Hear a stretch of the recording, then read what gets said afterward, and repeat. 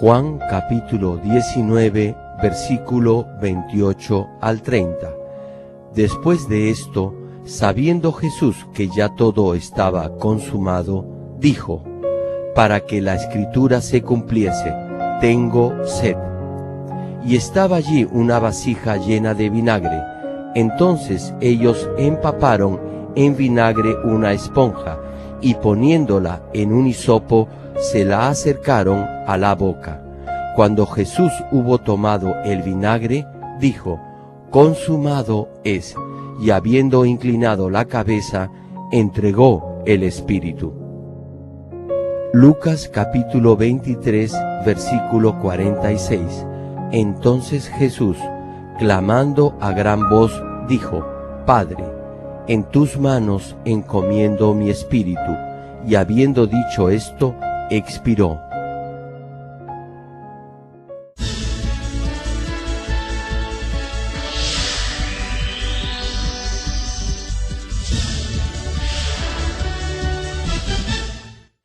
El predicador, reverendo Gerald Green, antes de conocer al Señor, sufrió por 7 años de diversas enfermedades, pero un día llegó a conocer a Dios y fue inmediatamente sanado de todas sus dolencias.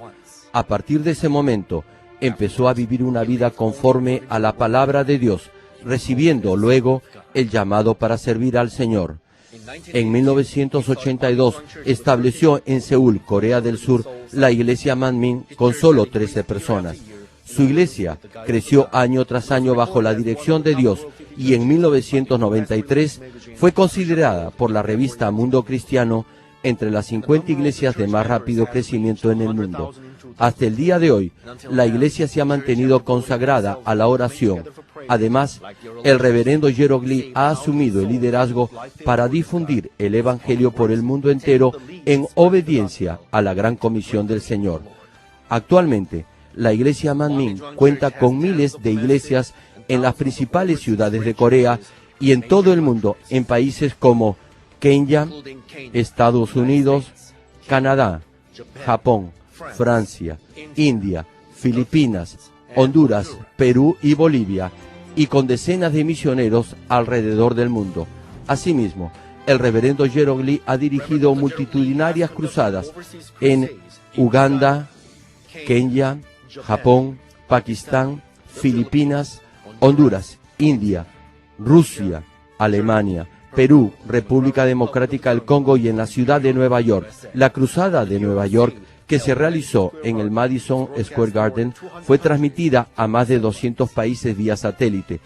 Donde quiera que haya realizado estas cruzadas, las obras milagrosas de sanidad divina se han producido tan rápidamente que ha sido calificado como el más grande evangelista de todos los tiempos por diversos medios de comunicación, incluyendo la CNN, una de las principales cadenas de noticias del mundo. Hechos capítulo 1, versículo 8. Pero recibiréis poder cuando haya venido sobre vosotros el Espíritu Santo, y me seréis testigos en Jerusalén, en toda Judea, en Samaria y hasta lo último de la tierra. Amados hermanos en Cristo, público televidente y miembros de las más de 6.000 iglesias en Corea y alrededor del mundo, incluyendo los Estados Unidos, el Reino Unido, Canadá, Perú, Honduras, Bolivia, El Salvador, Argentina, Alemania, Francia, Rusia, Bélgica, Holanda, y las naciones africanas de Kenia, Uganda y el Congo, y las iglesias en China, Japón, Pakistán, Indonesia, Filipinas, Taiwán, India, Mongolia, Egipto, Israel, y miembros de los santuarios locales, y todos los que están viendo el culto por internet y por la televisión en el mundo entero. Hoy en día podemos oír muchas noticias devastadoras que acontecen alrededor del mundo, especialmente grandes accidentes en los cuales numerosas personas pierden la vida. Algunas veces las víctimas de estos accidentes llegan a enviar mensajes o a hablar por última vez con sus familiares a través de teléfonos celulares, y algunas de estas conversaciones son transmitidas por los medios de comunicación. En la mayoría de los casos, las últimas palabras que dicen en los momentos finales de sus vidas son: siento mucho no haber sido lo que esperabas, o declaran su amor. Esta última declaración de amor tiene un poder tan grande que queda grabada profundamente en el corazón de uno. Nuestro Señor Jesús también nos dejó un mensaje de amor en sus últimos momentos.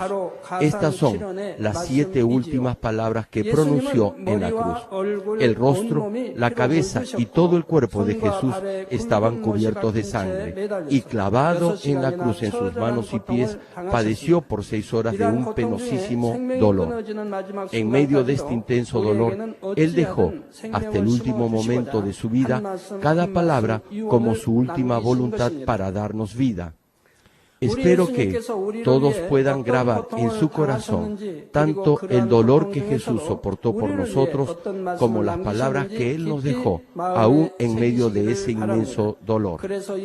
Oro en el nombre del Señor para que las últimas palabras de Jesús se activen en su corazón y lleguen a ser una señal que guíe sus vidas. Estimado público televidente, encontramos la quinta palabra en Juan capítulo 19, versículo 28 y 29, y cita la Escritura: después de esto, sabiendo Jesús que ya todo estaba consumado, dijo, para que la Escritura se cumpliese: tengo sed. Y estaba allí una vasija llena de vinagre. Entonces ellos empaparon en vinagre una esponja, y poniéndola en un hisopo, se la acercaron a la boca. Si uno sangra demasiado, tendrá mucha sed. En este caso, Jesús estuvo clavado en la cruz por un buen rato y bajo el sol abrasador y ardiente del clima seco de Israel. Se desangró por un buen tiempo y también se deshidrató, por lo que su sed se volvió cada vez peor. Sin embargo, al decir Jesús, tengo sed, no se estaba refiriendo a su sed física o natural. Esta palabra también tiene un significado espiritual. Jesús estaba pidiéndonos a nosotros, los creyentes, que calmemos su sed al resarcir o pagar el precio de su sangre. ¿Cómo podemos entonces retribuir el precio de la sangre de Jesús? La razón por la que Jesús derramó su sangre fue para redimir a todos los pecadores. Por lo tanto, recuperar el precio de la sangre de Jesús es salvar a las almas que están yendo al infierno. Es predicar el Evangelio más esforzada, comprometida y diligentemente. Es hacer que más personas acepten al Señor y guiarlos con fe al reino de los cielos. Además de predicar directamente el Evangelio, orar por la salvación de las almas y dar ofrendas para la obra misionera son también formas indirectas para salvar almas. La razón por la que Jesús dijo, tengo sed, es para exhortarnos a esforzarnos más en salvar más almas. Amados hermanos en Cristo, en el momento en que Jesús dijo, tengo sed, alguien tomó una esponja, la remojó en vinagre y la puso en un hisopo y se la dio a beber a Jesús. La esponja absorbe líquido, así que este hombre le alcanzó la esponja totalmente remojada en vinagre para que Jesús pudiera beber de ella. Sin embargo, la razón por la que Jesús tomó de la esponja no era para calmar su sed. Él solo lo hizo para que se cumpliera el designio espiritual de beber vinagre profetizado en el Antiguo Testamento. La profecía en Salmo 69, versículo 21, que dice, me pusieron además hiel por comida y en mi sed me dieron a beber vinagre, se cumplió totalmente. ¿Cuál es el significado espiritual de beber vinagre? Esto simboliza que, al tomar Jesús el vinagre, Él nos da la posibilidad a nosotros de beber el vino nuevo. El vinagre, esto es, el vino viejo, se refiere a la ley del Antiguo Testamento y el vino nuevo a la ley del amor, que es perfeccionada a través de Jesús. De acuerdo a la ley del Antiguo Testamento, los pecadores tenían que ser castigados y para que fueran perdonados de sus pecados, tenían que ofrecer sacrificios de sangre de animales. Cada vez que pecaban, tenían que matar un animal y ofrecer su sangre como sacrificio. Sin embargo, Jesús llegó a ser el perfecto sacrificio expiatorio y nos redimió de todas las maldiciones de la ley al morir en la cruz. Es decir, Él tomó el vinagre por nosotros. Si en lo profundo de nuestro corazón creemos esto y nos arrepentimos de nuestros pecados, podemos ser perdonados de estos pecados por medio de esa fe. Esto es beber el vino nuevo. Jesús recibió el vinagre y lo tocó con su boca para que nosotros pudiéramos entender este hecho. La sexta de estas últimas 7 palabras la encontramos en Juan capítulo 19, versículo 30. Y dice, cuando Jesús hubo tomado el vinagre, dijo, consumado es, y habiendo inclinado la cabeza, entregó el Espíritu. Consumado es significa que Jesús ya había completado totalmente la providencia de la salvación del hombre y que había cumplido la ley con amor. ¿Qué significa haber cumplido la ley con amor? De acuerdo a la ley, la paga del pecado es muerte. Por eso, todos los pecadores tenían que recibir el castigo por sus pecados e ir al infierno.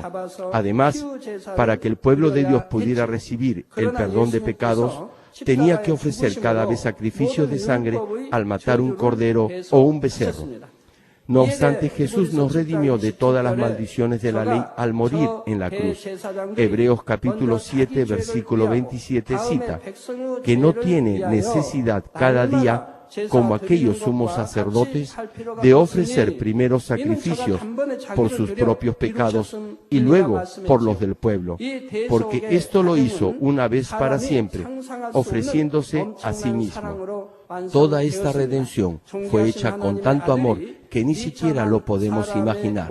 El precioso Hijo de Dios vino a esta tierra y tomó la forma de un humilde ser humano, predicó el Evangelio del reino de los cielos y sanó todo tipo de dolencias y enfermedades.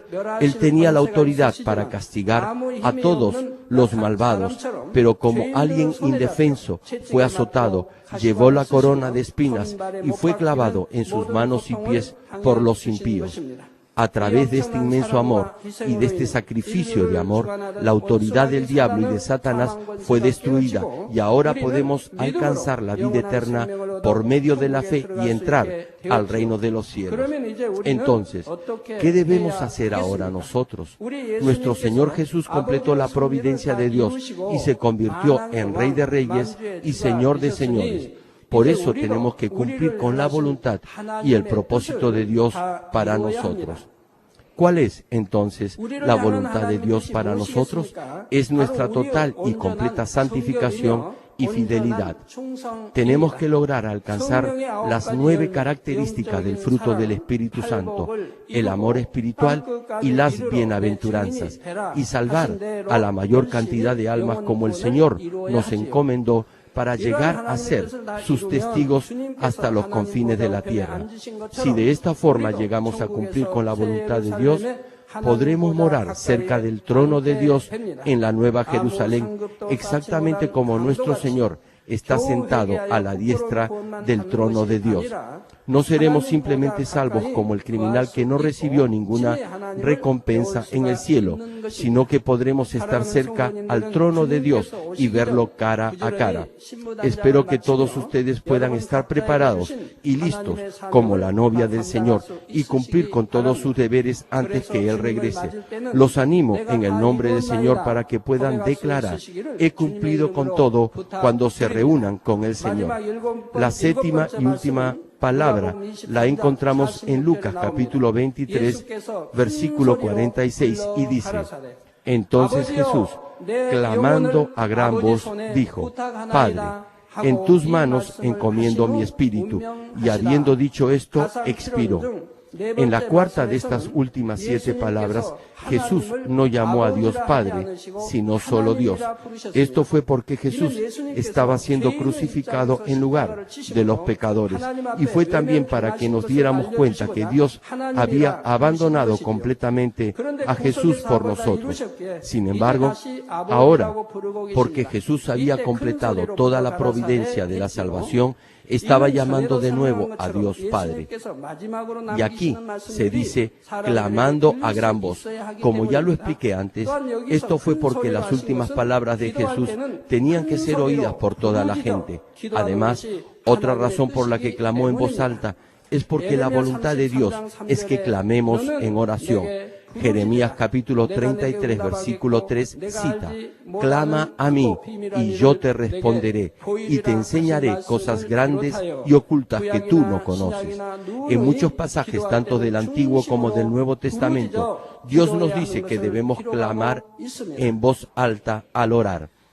Todos los discípulos clamaban en voz alta cuando oraban. Cuando el ciego Bartimeo supo que Jesús pasaba por allí, clamó a gran voz. Incluso cuando las personas que lo rodeaban le decían que se callara, él más bien clamó más fuertemente y al final recibió la respuesta. Hechos capítulo 7, versículo 59, nos describe la escena donde Esteban estaba siendo apedreado hasta morir como un mártir mientras predicaba el Evangelio. Y dice la Escritura, y apedreaban a Esteban mientras él invocaba al Señor. Decía: Señor Jesús, recibe mi espíritu. Podemos apreciar que él estaba clamando a gran voz en oración aún en el momento en que estaba siendo apedreado.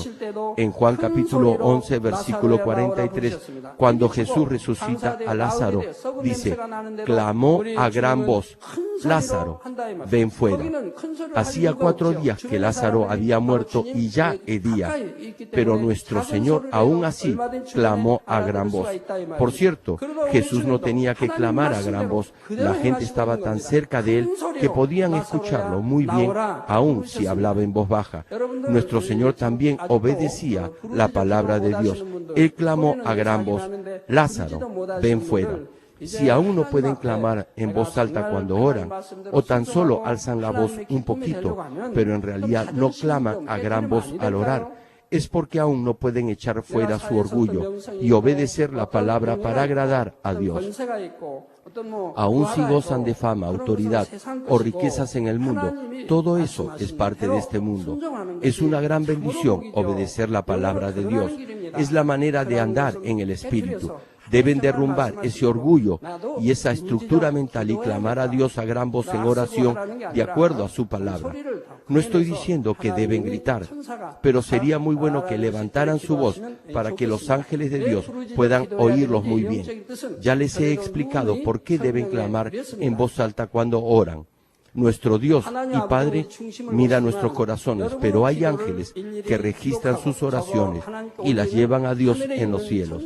Y ellos no pueden entenderlos bien si están orando en silencio.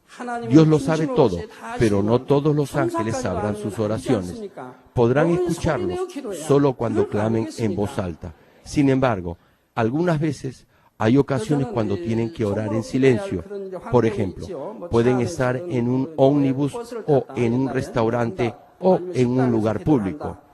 Aún en lugares en donde puedo distraer a otras personas, cuando oro lo hago en voz alta como para que al menos las personas que estén a mi derecha o junto a mí me puedan oír.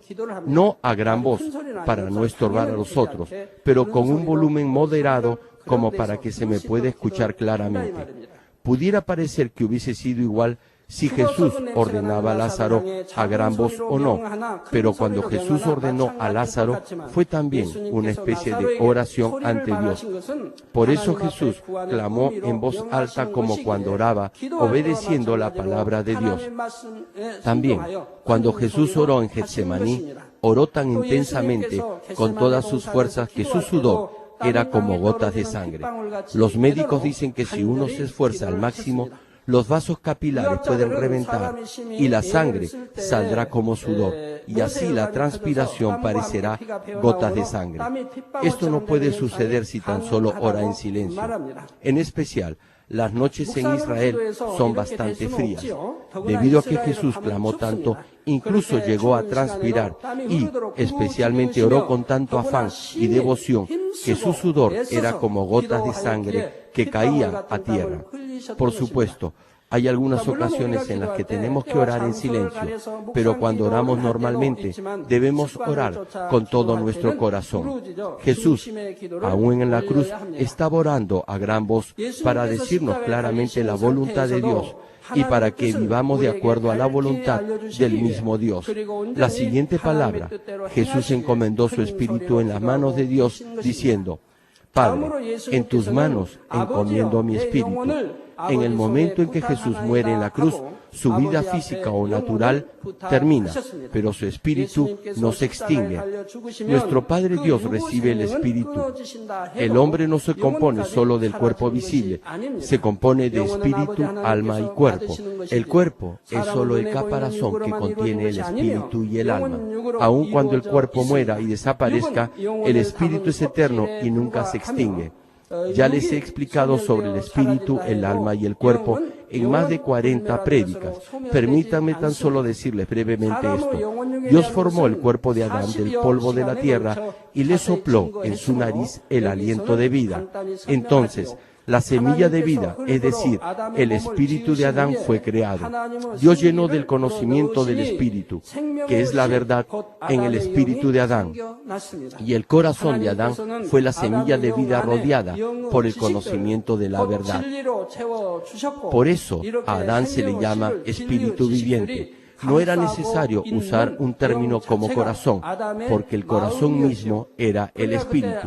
Alma es el término general para el sistema de memoria en el cerebro con todos sus contenidos y el empleo y el uso de todos los recuerdos.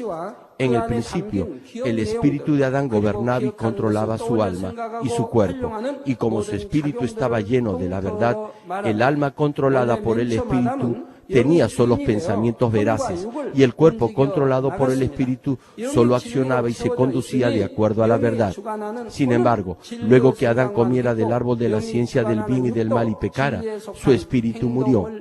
El espíritu muerto significa que su comunicación con Dios se ha interrumpido, por lo que ese espíritu ya no está más activo, y puesto que esa comunicación se ha detenido, no puede recibir más el conocimiento de la verdad. Decimos que está muerto cuando ya no puede comunicarse más con Dios. Por eso, la Biblia dice que los gentiles, quienes no habían recibido el Espíritu Santo de Dios, están muertos, a pesar que respiran y viven. Están vivos en sus cuerpos físicos, pero en realidad están muertos. Cuando el Espíritu, que es el que gobierna y controla al hombre, murió y ya no estaba más activo, el alma tomó el lugar del dominio del hombre y comenzó a controlar al cuerpo. Y el alma recibió y asimiló el pensamiento falso por incitación de Satanás. En la medida en que la mentira y la falsedad fueron llenando el corazón, la verdad que había sido implantada por Dios comenzó a desaparecer. La mansedumbre fue reemplazada por el enojo, el buscar el beneficio de los demás desapareció y el provecho propio llenó el corazón. La integridad y la veracidad salieron y la falsedad y la astucia tomaron su lugar. En vez de la humildad y el servir a los demás, el orgullo y la arrogancia fueron plantados. Todas las características del corazón que provenían de Dios comenzaron a desaparecer una a una, y en su lugar la mentira entró en el hombre. La mentira penetró en el hombre y eso significó que la verdad empezó a desaparecer. No es que la verdad haya desaparecido primero y que luego la mentira entrara, sino que al entrar la mentira, la verdad empezó a desaparecer. De igual modo, cuando el conocimiento falso rodea la semilla de vida y la vuelve inactiva, decimos que el espíritu está muerto. Sin embargo, aun cuando el espíritu esté muerto e inactivo, no se llega a extinguir.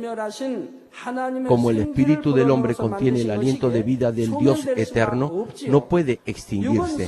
A pesar que el cuerpo envejezca y muera, el espíritu existirá por siempre. ¿Qué pasará entonces con el alma cuando el cuerpo muere? Únicamente cuando tenemos cerebro podemos recordar algo y pensar a través de las células cerebrales. En los animales que no tienen espíritu, cuando su sistema de memoria en el cerebro desaparece, luego que el cuerpo perece, sus almas vuelven a la nada al igual que el cuerpo. Sin embargo, En el caso del hombre es diferente. Como el hombre tiene espíritu, cuando realiza alguna función o acción aparte de su alma, esta acción es transmitida al corazón y allí es grabada. Así, lo que está en el alma no desaparece, sino que es registrado en el espíritu. Por eso, el alma permanece para siempre combinada con el espíritu. Cuando Jesús dijo, en tus manos encomiendo mi espíritu, el espíritu aquí se refiere al espíritu con el alma unida. En el momento en que las personas oyen el Evangelio y aceptan a Jesucristo, reciben el Espíritu Santo. Entonces, su espíritu muerto vuelve a vivir. ¿Por qué el espíritu muerto revive por el Espíritu Santo? El Espíritu Santo toca la semilla de vida en su interior para que oiga el Evangelio. Si lo oye, la palabra se volverá su fe y el Espíritu Santo le ayudará a ponerla en práctica. Sin embargo, el Espíritu Santo solo podrá fortalecerlo si ora. Podrá recibir la llenura del Espíritu Santo y conseguir las fuerzas necesarias para vencer la mentira con la verdad. De esta forma, la oración le dará la fortaleza para vencer con la verdad. El Espíritu Santo se revive y se activa una y otra vez para que así la semilla de vida que ha estado adormecida pueda volver a nacer. Aceptarán más y más la verdad, y como accionan y viven de acuerdo a la verdad, empiezan a echar fuera la mentira y la falsedad. Entonces, la verdad se hará cada vez más y más fuerte en su interior. Entonces, comenzarán a comunicarse con Dios otra vez y recibirán la verdad de Él. Mientras más se llene su corazón de la verdad, podrán echar fuera la mentira. Y si su corazón está lleno de la verdad, tendrán pensamientos ciertos y verdaderos y actuarán con honradez y lealtad. Si llegan a caminar en el Espíritu, todo lo que vean, oigan o hablen será todo veraz y correcto. Todo lo verán de acuerdo a la verdad, oirán solo conforme a la verdad y hablarán únicamente la verdad. De esa forma, si nuestro espíritu vuelve a nacer y nuestro corazón está lleno solamente con la verdad, podemos decir que nuestra alma es próspera. Es decir, como nuestro espíritu está vivo y activo, nuestra alma obedecerá al espíritu.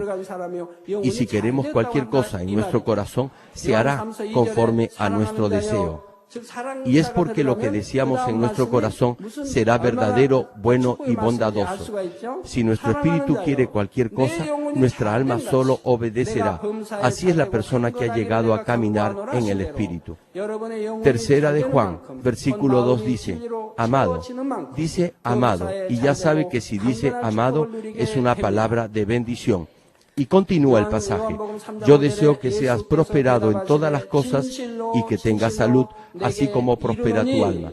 Repito, así como prospera tu alma. Esto es, en la medida en que su corazón esté lleno de la verdad, será prosperado en todas las cosas y tendrá salud. Juan capítulo 3, versículo 5 cita, respondió Jesús, de cierto te digo, que el que no naciere de agua y del Espíritu no puede entrar en el reino de los cielos. Como dije, los que nacen de nuevo por el agua y el Espíritu, es decir, aquellos cuyo espíritu ha vuelto a nacer, y mueren en este mundo, su espíritu, junto con su alma, unidos, irán al reino de los cielos. No obstante, aquellos cuyo espíritu no ha vuelto a nacer y no han alcanzado la verdad en su corazón, no pueden ir al cielo. El infierno es el lugar donde irán estas almas. Los que mueren después de haber vivido en el pecado serán echados al fuego eterno del infierno junto con el diablo. La gente del mundo, aun cuando no conocen detalladamente estas cosas, instintivamente temen a la muerte, tratan de vivir lo más que pueden y en el momento de la muerte se ponen tensos de temor y ni siquiera pueden cerrar los ojos. Si han visto morir a varias personas, saben que los que viven en la maldad son sobrecogidos por un gran temor en el momento de la muerte, abriendo desmesuradamente sus ojos. Sin embargo, los que tienen la seguridad de la salvación no tienen temor a la muerte. Si temen morir, eso quiere decir que no están seguros de su salvación o que están en una situación en la que le es muy difícil ser salvo. Segunda de Corintios capítulo 5 versículo 8 dice, pero confiamos y más quisiéramos estar ausentes del cuerpo y presentes al Señor. podemos ver que el apóstol Pablo más bien deseaba finalizar esta vida rápidamente e ir junto al Señor. En el momento de su muerte, los que tienen fe confiesan como Jesús: Padre, en tus manos encomiendo mi espíritu.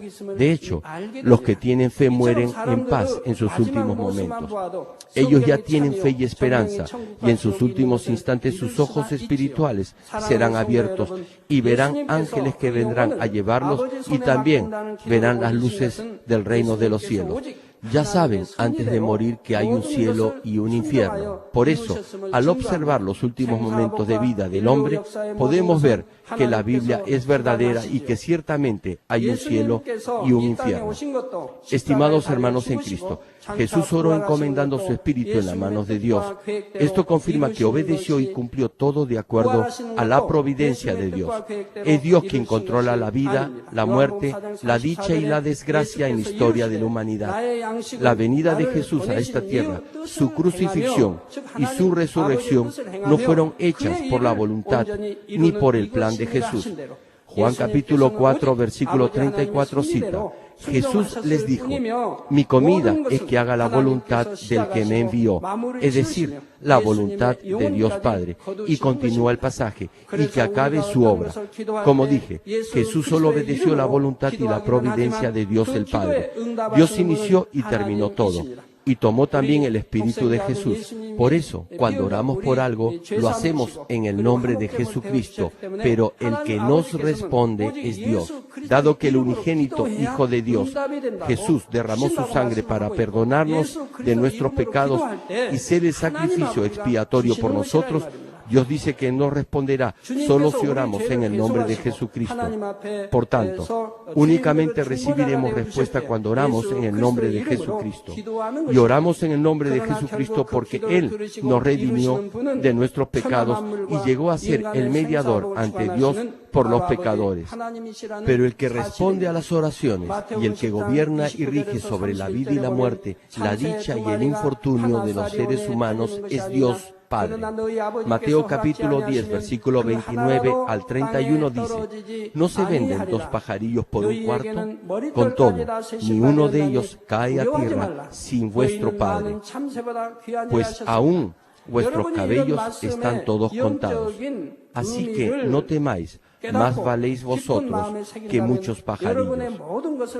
Si realmente entendieran el significado espiritual de este versículo y lo grabaran en sus mentes, podrían encomendar todo en las manos de Dios. Sucede lo mismo con los que están enfermos. ¿Por qué están enfermos o tienen problemas de salud?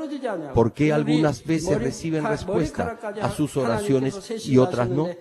Si Dios no lo permite, ni siquiera un pajarito caería, porque aún sabe el número de nuestros cabellos. Si verdaderamente tiene fe para confiar en Dios, no hay razón alguna para que estén enfermos o para que no reciban respuesta a sus oraciones.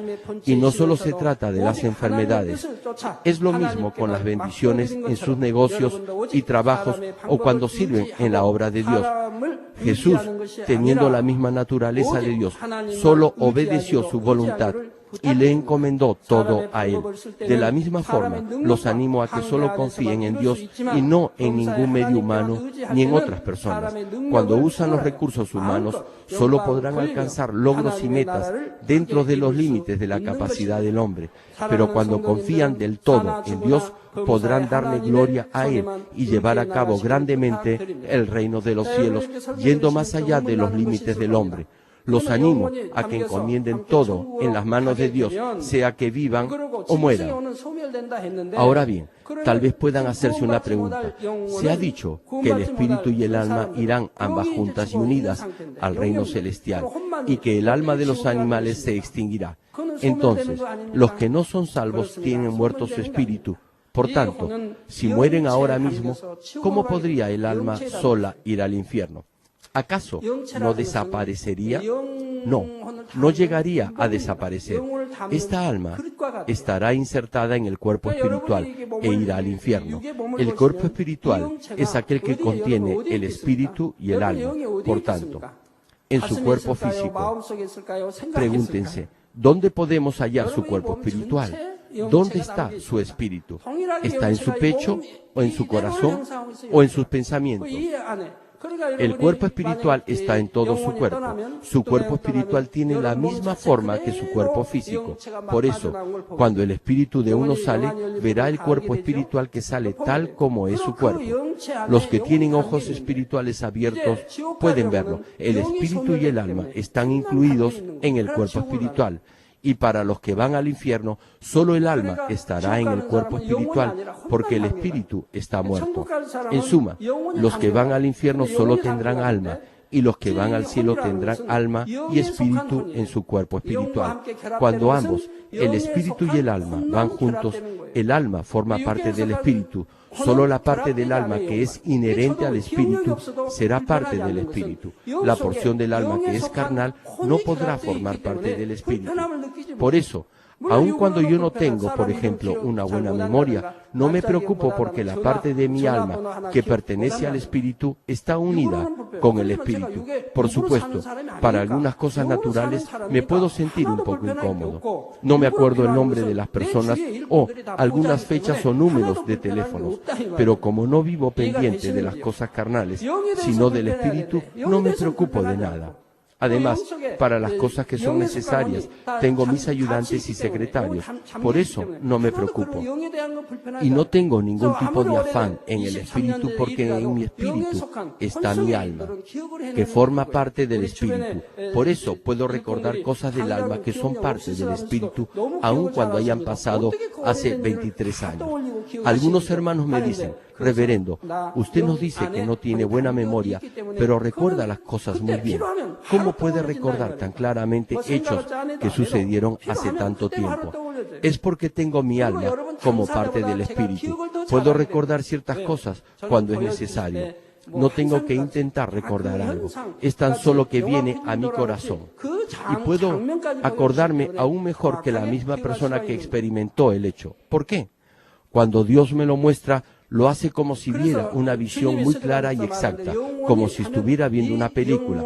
Por eso, cuando el Señor y Esteban dijeron espíritu, el alma que era parte del espíritu estaba contenida en ese espíritu. Obviamente, nuestro Señor no tenía ni una porción de su alma que fuera carnal, por lo que su alma formaba parte completamente del espíritu. Es lo mismo con Esteban. Cuando él fue totalmente santificado y no tenía ninguna forma de maldad, su alma íntegra era parte de su espíritu. Pero ¿qué sucede si es salvo por fe, pero no anda aún en el espíritu y todavía continúa en la carne? ¿Qué sucede con su alma? Esa parte de su alma permanecerá en este mundo y se extinguirá. Entonces, ¿qué irá al cielo? Solo la porción de su alma que forme parte del espíritu subirá al cielo. Como ha estado viviendo en la verdad, habrá logrado alcanzar algo en el espíritu. Por lo tanto, solo aquello que haya completado en el espíritu irá al cielo.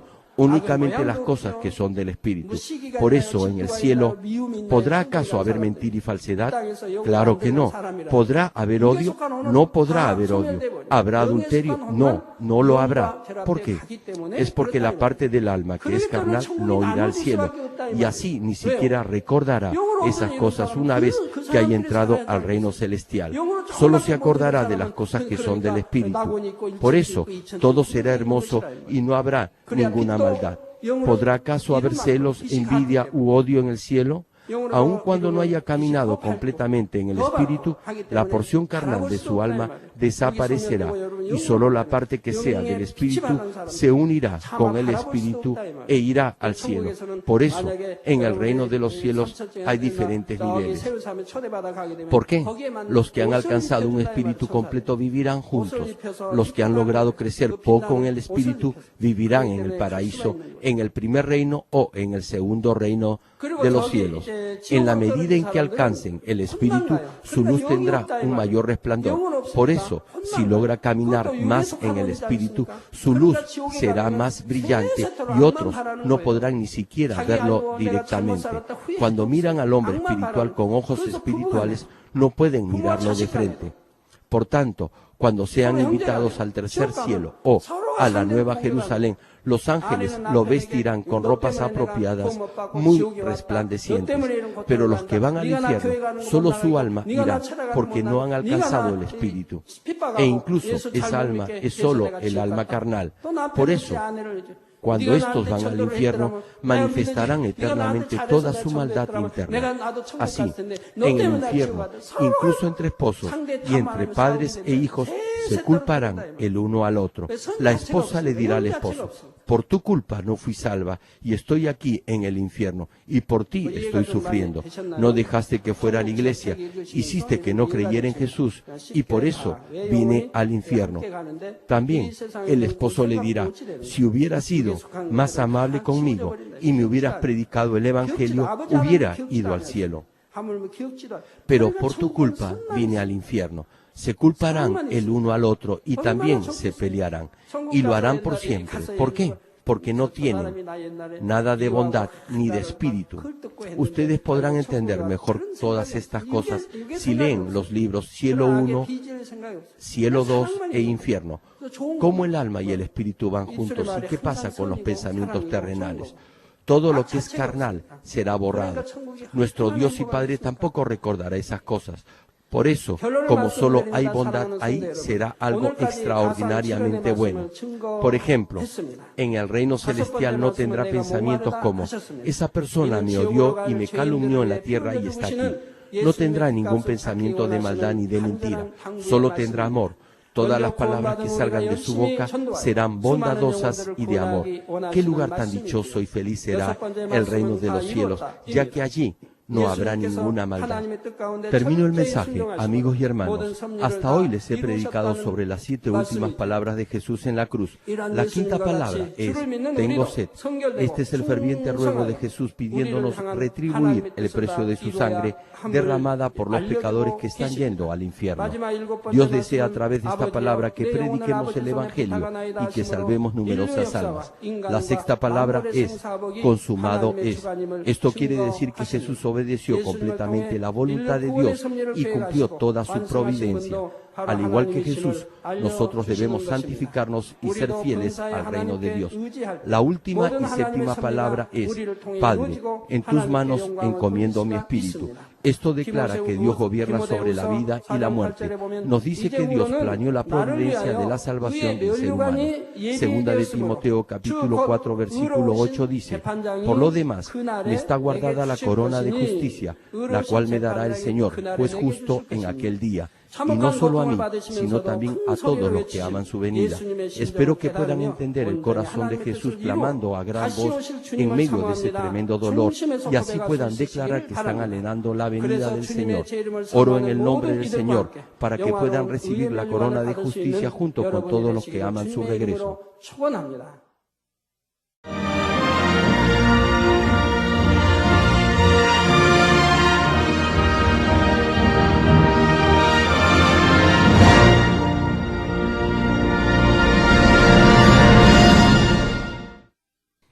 Ahora oraré por todos aquellos que están enfermos. Coloquen su mano en la parte enferma o adolorida de su cuerpo y reciban esta oración por fe. Si usted no está enfermo, pero desea que ore para que Dios le conceda los deseos de su corazón, coloque su mano sobre su pecho y reciba esta oración por fe. El obrar del Todopoderoso Dios trasciende el tiempo y el espacio, y Él obrará de acuerdo a su fe. No importa dónde se encuentre. Cuando usted recibe esta oración con fe, experimentará con toda seguridad el asombroso poder de Dios. Aleluya. Dios Todopoderoso de amor, pon tus manos sobre tus hijos y sobre todos aquellos que están viendo y escuchando este mensaje y recibiendo esta oración a través de la televisión. Extiende tu mano, oh Dios, y manifiesta tu poder y tu obrar que trasciende el tiempo y el espacio en todo aquel que está recibiendo esta oración por fe en cualquier parte del mundo. Da a cada uno de ellos la fe necesaria, por medio de la cual puedan creer y echar fuera todo pensamiento negativo y toda duda. Quita de ellos todas sus cargas y sufrimientos. Quema por el fuego del Espíritu Santo y limpia con la sangre de nuestro Señor Jesucristo desde la cabeza a los pies cada coyuntura y todo nervio, tejido y célula. Manifiesta el poder más alto de la creación. Yo ordeno en el nombre de Jesucristo al enemigo, el diablo y Satanás, a toda enfermedad, virus y bacterias y toda debilidad, fuera. Toda enfermedad contagiosa, fuera. Toda enfermedad terminal, endémica, sea quemada por el fuego del Espíritu Santo. Que haya sanidad en todo tipo de cáncer, sida, enfermedades cardíacas, pulmonares y todo tipo de dolencias que afectan a la mujer, hipertensión, diabetes, enfermedades de la piel e inflamación. Que la parálisis, artritis y hernia sean sanadas.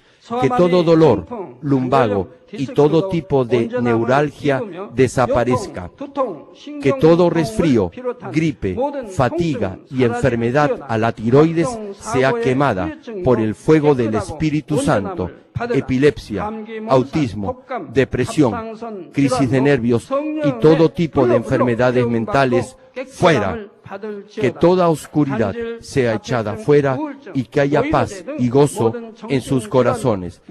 Dios Padre, te pido por el poder más alto de la creación, que todo aquello que esté débil sea hecho perfecto, que toda parte que esté paralizada sea liberada y que los paralíticos y cojos caminen, que los que tienen la vista nublada se les aclare, que los que tienen problemas para oír puedan oír bien, que los ciegos puedan ver, que los sordos puedan oír, que los mudos empiecen a hablar.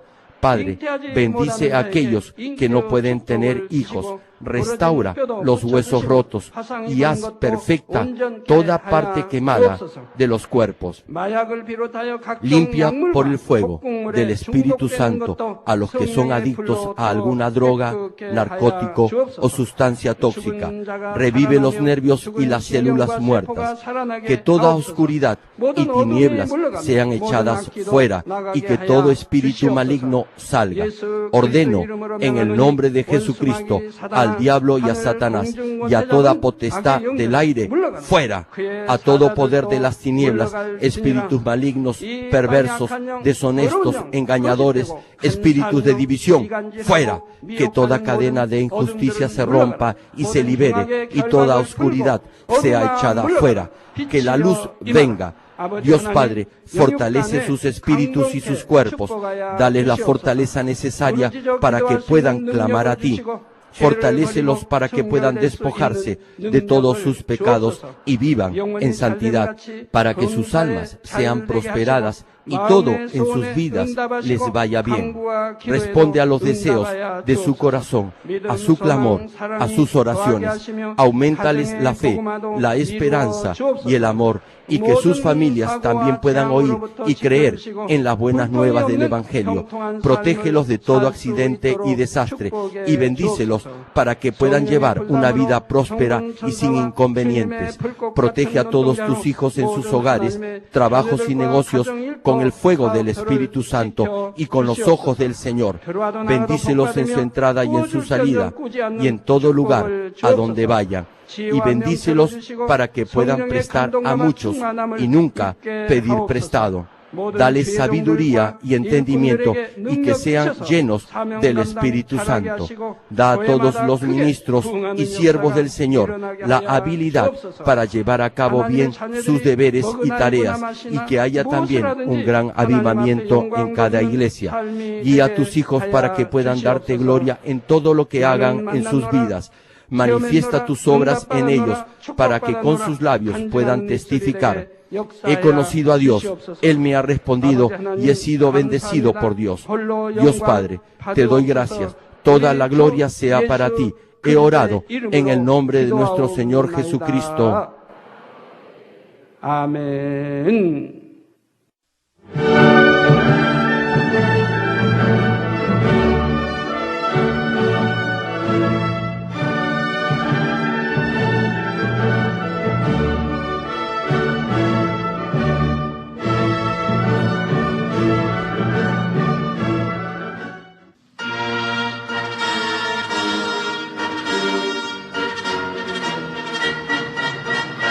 See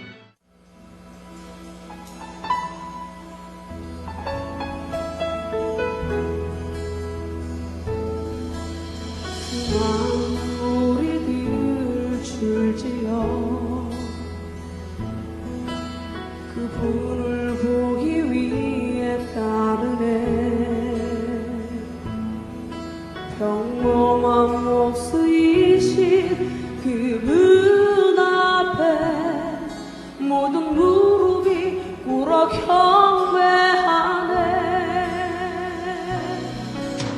모든 문제들 하나하나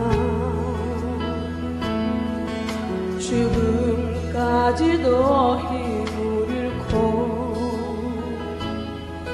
생명의 근원 되신 주의 이름 앞에 모든 권세들 굴복하네.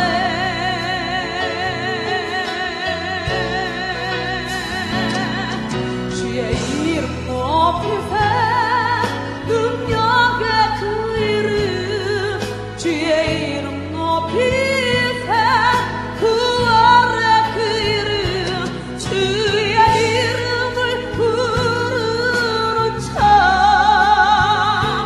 주의 이름을 믿는 참 주의 이름 앞에 나오는 참 복이 있구나.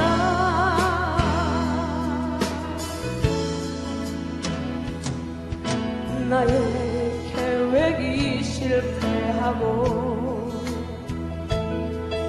나의 소망이 끊어질 때 삶의 주관자 되신 주의 이름 앞에 나의 무릎이 꿇어 경배하네. 나의 삶을 주님